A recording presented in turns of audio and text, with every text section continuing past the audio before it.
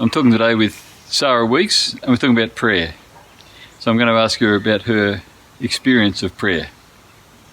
So welcome, Sarah. Thank you. So Hello. have you been praying all your life, or just started at a particular stage? Well, there's always been childhood prayer, which is, just the usual. Were you brought up in a Christian home? Yeah.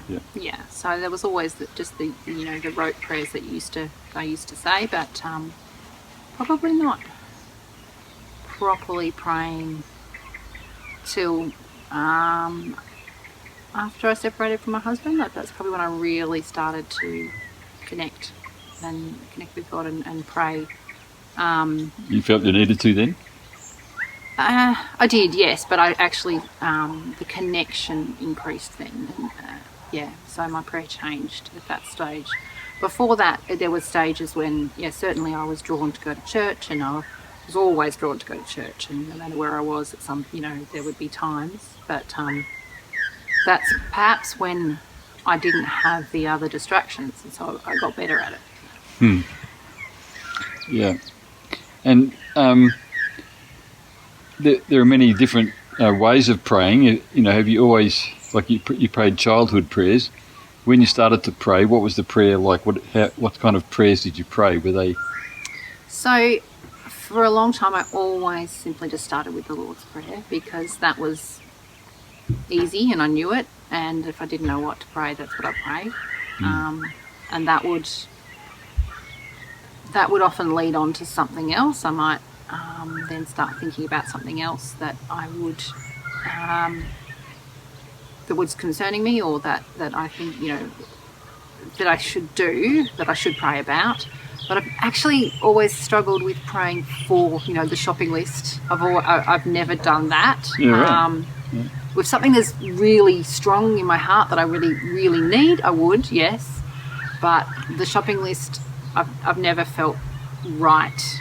So what doing sort of things were you praying for? I suppose, and that's the thing. For a long time, it was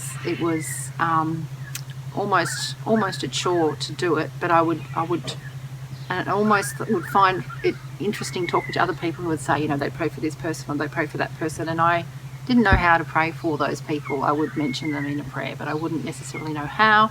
So I would pray. I would pray when I prayed my best when I was at my lowest. So it was always, very true. Yeah, so it was always about getting to when I really knew what I needed, and then I would... About finding strength and resilience. Strength, resilience, support or direction, or... I've shared with the church different experiences I've had when I first moved back here, and things like I always liked illustrating, but I was quite sure God said, "No, you're not doing that at the moment." Right. And I've got 2 years of treading water. That was my message. 2 years to tread water. I just went, oh, and I thought I'd like to buy a house, I'd like to do this, I'd like to do that, but I went, okay, no. And it was sort of the 2 years that Alex was still home before he started school, and I focused on the kids, and I was living at my parents' house.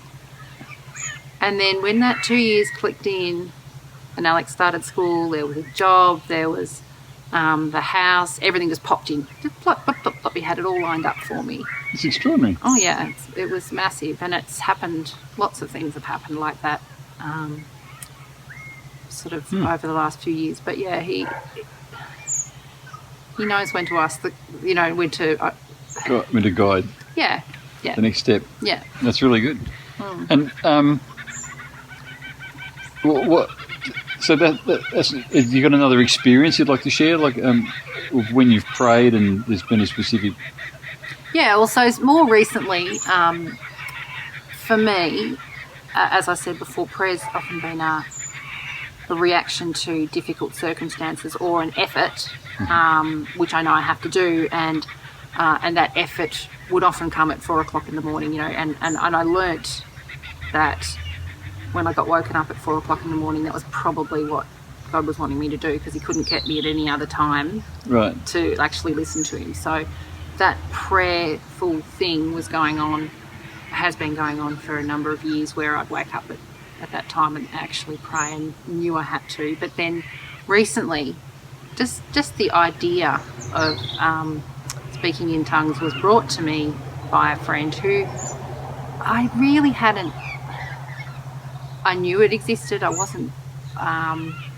Just didn't know anything about it. Didn't know anything about praying in tongues, and the concept of it was brought to me, and that person prays in tongues, and he just mentioned a few things about it, and how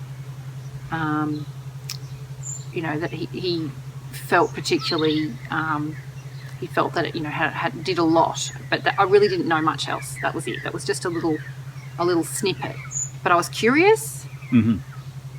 and there was something that went, a little curiosity light bulb went on, and I thought about it a bit. I didn't go any further, and maybe 5 or 6 days later, in the middle of the night, once again 4 o'clock in the morning, Yeah. I woke up. Oh yeah, time to pray. Prayed. Went through a period of time praying, and then went, okay, that's over. Went to go back to sleep. Found myself mouthing these things, and I went, oh, that's a bit weird. Didn't know what it was. Went back to, okay, I got to pray, and I actually, literally in my bed, I get onto my knees. If I don't, then that was another thing I went through a long time ago with God. I have to, I have to get into that position, because it enables me to focus. Yeah. That's interesting, because I've never talked about that to many people, but C.S. Lewis says we mustn't think our bodies don't matter. Our bodies help us to pray, he says. Well, in my case, initially it was a I can't think of the words.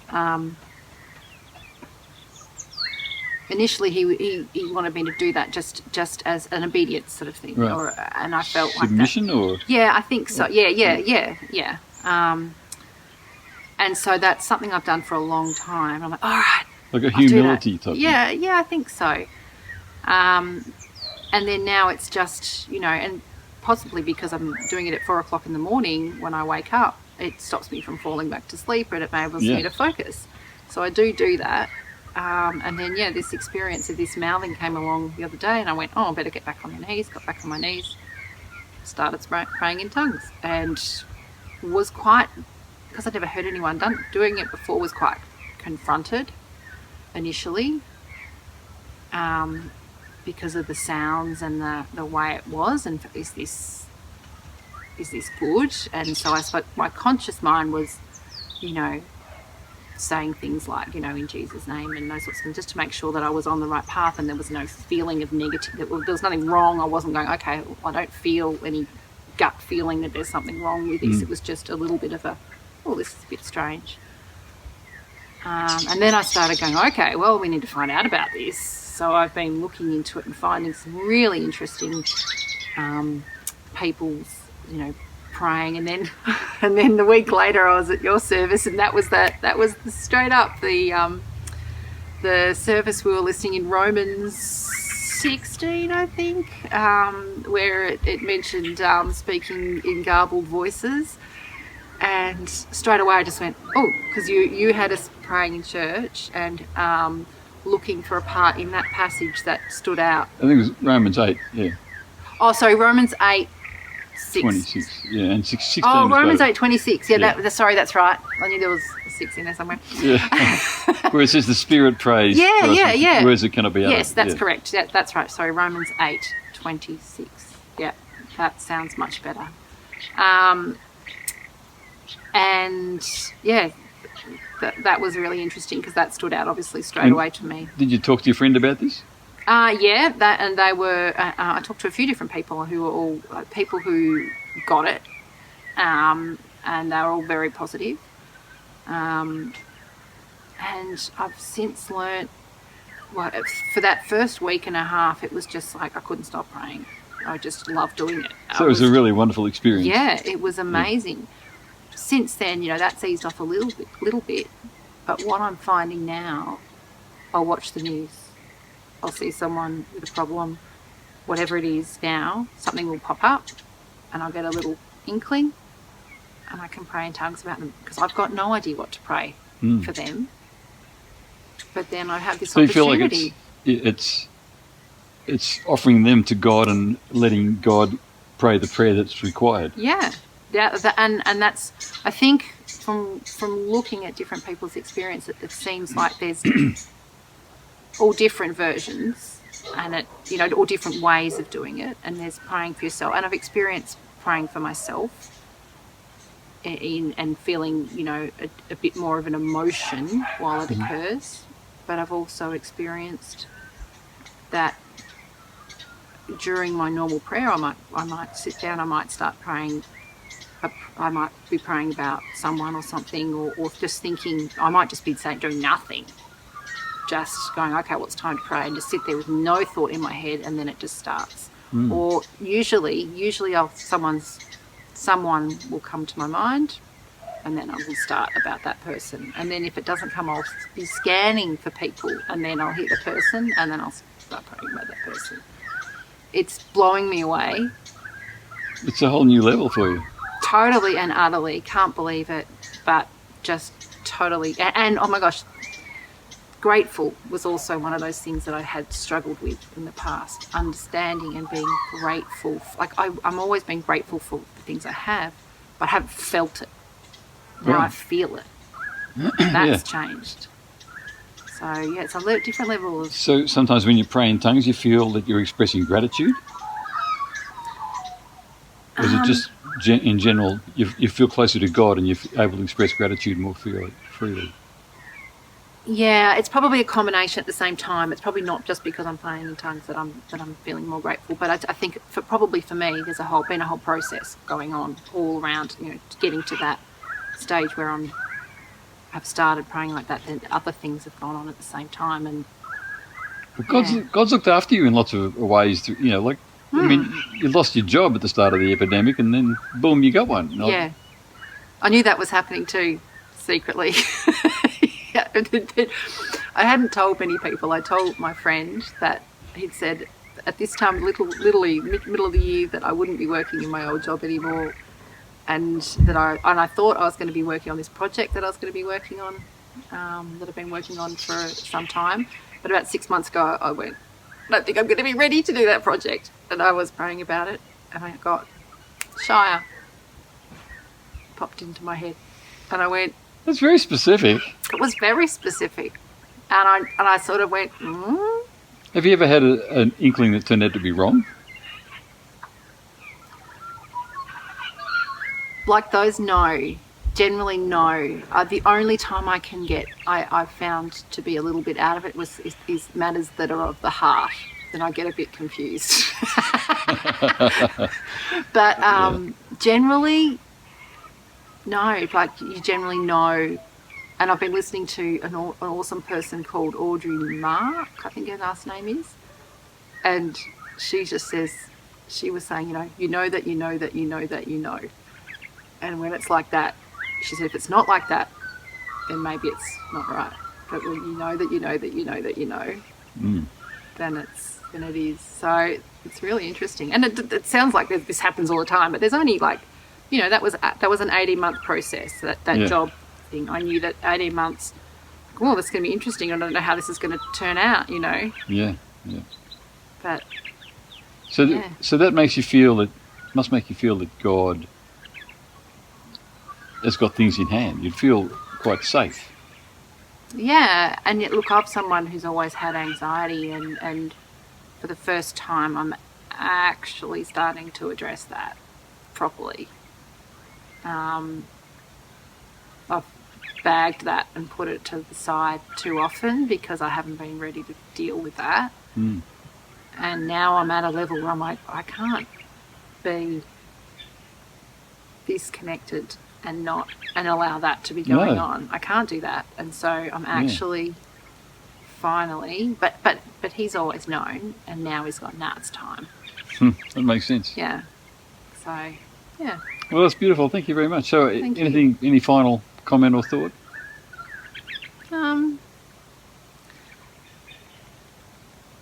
Yeah, I think from what I was watching for the last few weeks, and people often ask, people who have struggled to pray. And I was watching something just today, and they were talking about people who say they can't hear God and how you hear God and all those sorts of things, which is a pretty big question. Yes. But what I was listening to today was that to push a car from a parked position is harder than to push a moving car. So Yes. effectively, like, just have a go, start trying, believe that you will or you can, or and then you'll keep moving, and you're at least on the road to getting it right. Not failing, it's having a go. And yeah, it's about trust, really, isn't it? It's about being brave enough to trust God enough to expect more from God. yeah, yep, and you'll get it wrong, and then you'll get it right. That's okay. Yeah. Yeah. Well, that's great. Thank you so much, Sarah. We'll leave it there. Thank you.